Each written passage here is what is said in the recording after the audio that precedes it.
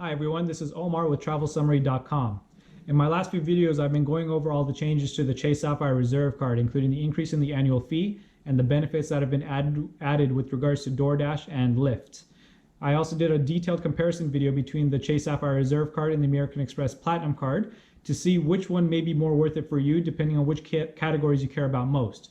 So if that's something that you're interested in, I definitely recommend you check out that video.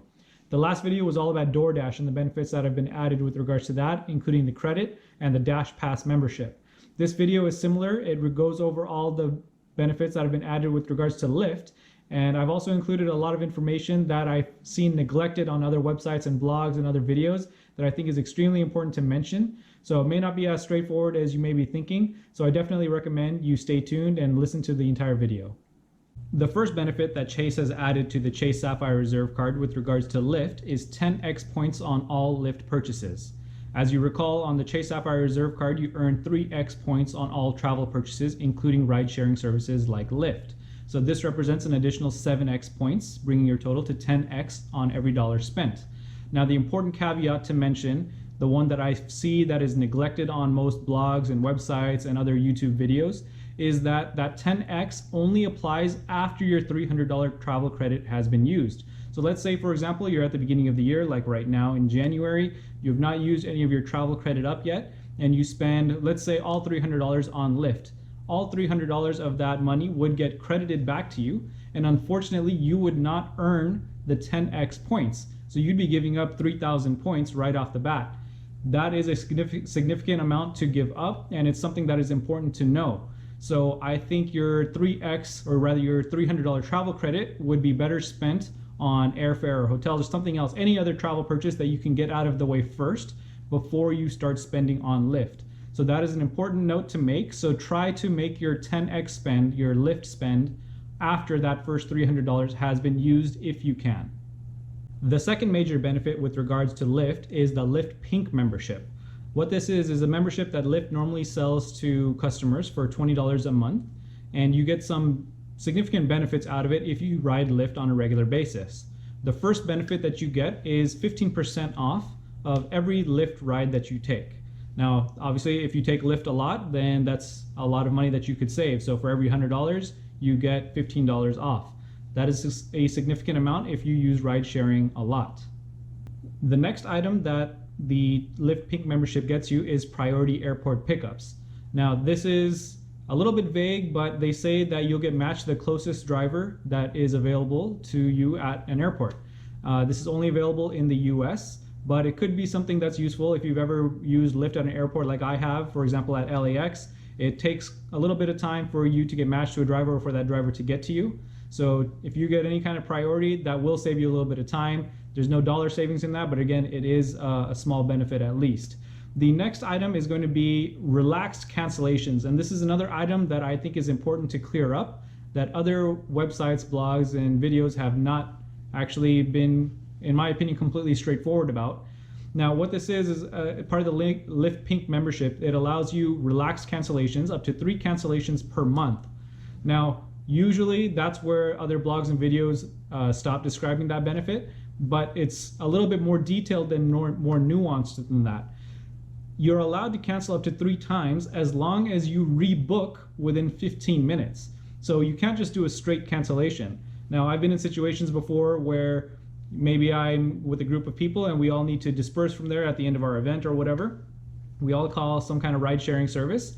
And sometimes after conversation while we're waiting, we find out that, hey, we're actually going in the same direction or to the same hotel or, for example, to the same area. And so one of us may need to cancel. Now, in that case, you would not get reimbursed for it with the Lyft Pink membership because you're not rebooking in that case. Same thing where if you're at an airport, let's say both my wife and I are arriving home and we're at LAX and we both call a Lyft car at the same time and we just want to see who gets their car first. Now, in that situation, once we find out who's coming first, the other person wants to cancel, again, you would not be covered under the Lyft Pink membership because you are not rebooking. So the rebooking is a vital detail that you have to keep in mind to get this benefit from the Lyft Pink membership.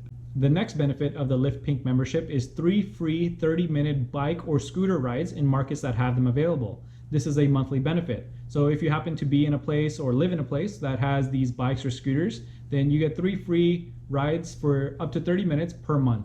That's a pretty good benefit if you are into those types of things or if you have them available to you locally. It's not something that I've ever used. I don't ever plan on using them, so not very useful for me, but it could be useful for you. The final 2 benefits are ones that I don't really think apply to most people. They are free lost and found fees. That's the first one. I don't think that they should be charging for that anyway, but you know what, whatever they do. So at least that part would be waived if you do happen to lose something.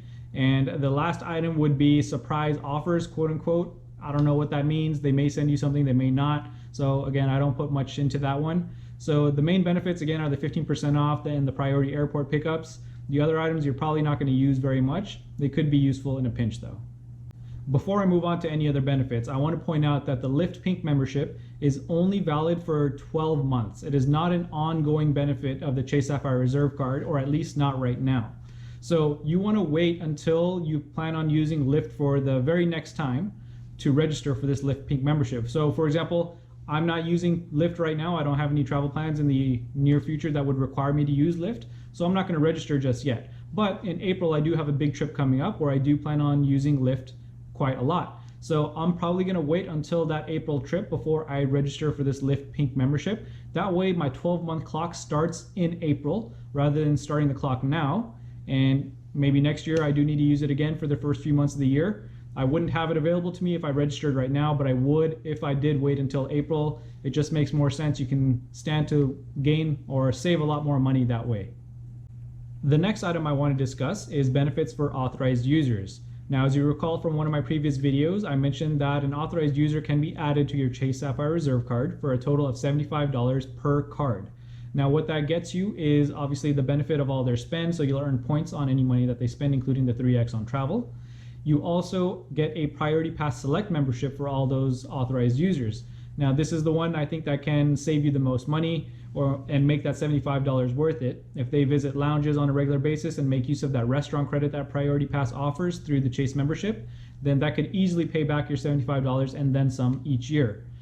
And in my last video, I also mentioned that DoorDash offers a Dash Pass membership to each authorized user. So that is significant, or it could be at least if you use the DoorDash app on a regular basis and you order a lot of food from them. So again, that is some more cost savings. Unfortunately, Lyft does not give you that same benefit. You do not get an additional Lyft Pink membership for your authorized users. You only get one per account. But the important thing to mention, and again, one thing that I think is left off from other blogs and other videos, is that that Lyft Pink membership can actually be used by one of your authorized users. I'm not sure whether this is an actual published benefit, but in practice, this actually has been working. So I have heard stories and I've seen a lot of people that actually have used an authorized user account to get that Lyft Pink membership. So you only get one membership per account, so authorized users technically don't get one, but if you didn't want to use it yourself as a primary card member, you can pass it along to an authorized user. As a primary card member though, you do still get the 10x points earned from any spend by your authorized users on Lyft. The last item that I want to mention is one that I see neglected in other blogs and websites and videos. And that is that if you're normally somebody that uses Lyft, and even if you're not, you'll probably notice that you get a lot of notifications and emails from Lyft saying that they're offering you a promotional 20% off, 30% off, 50% off of a certain number of rides over the next certain time period, usually about a month or a few weeks, something like that. With the Lyft Pink membership, you do not get the benefit of that 15% off plus that promotion. So you'll only get the 15% off. This could be significant if you're somebody that takes only a few rides per month or once in a while, because if you get one of those promotions that is especially a 50% off promotion, that could be extremely lucrative if you happen to need to use Lyft or a ride-sharing service at that time. But if you have the Lyft Pink membership already attached to your account, you're only going to get that 15% off, unfortunately, because that takes precedence over any other promotion. You do not get promotions and the Lyft Pink membership together. So that is a significant thing to mention. If you do not use this on a regular basis, if you are somebody that just on a time-to-time basis uses it, because those are the people that usually get targeted for those types of promotions. So that is something to keep in mind. One other thing I want to point out is that both Hilton and Delta have partnerships with Lyft as well. So you could potentially earn ultimate rewards points. You could get the discount from Lyft, the pink membership. You can earn Hilton points, and you can earn Delta Sky Miles all at the same time for the same transaction. So Hilton's is 3x points for all US Lyft spend in private cars and 2x for shared rides on up to $10,000 per year. So again, that's 3x points for private rides and 2x for shared rides on Hilton on up to $10,000 per year on rides in the US.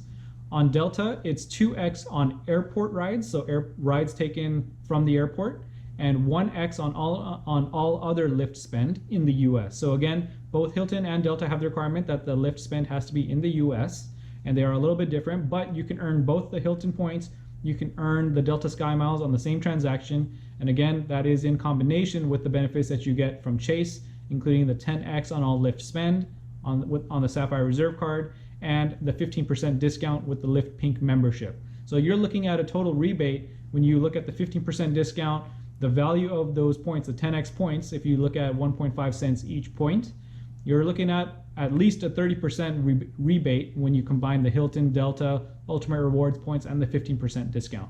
So that's pretty good, especially if you use ride-sharing services on a regular basis and you spend a lot of money on them.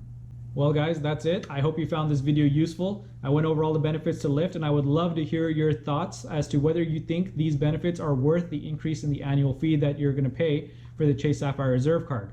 For me, I'm kind of in the middle ground. I'm still probably going to end up canceling at least one of my wife's or my own card, maybe even both of them. Even though I do use Lyft on a regular basis, or ride-sharing services rather, on a regular basis, I don't think it's worth the increase in the annual fee. But I would love to hear your thoughts, whether you think Lyft and DoorDash are actually worth the benefits that have been added in light of the extra $100 in annual fee. Please also like and subscribe and comment. It really helps me out in the YouTube algorithm. So until next time, happy travels.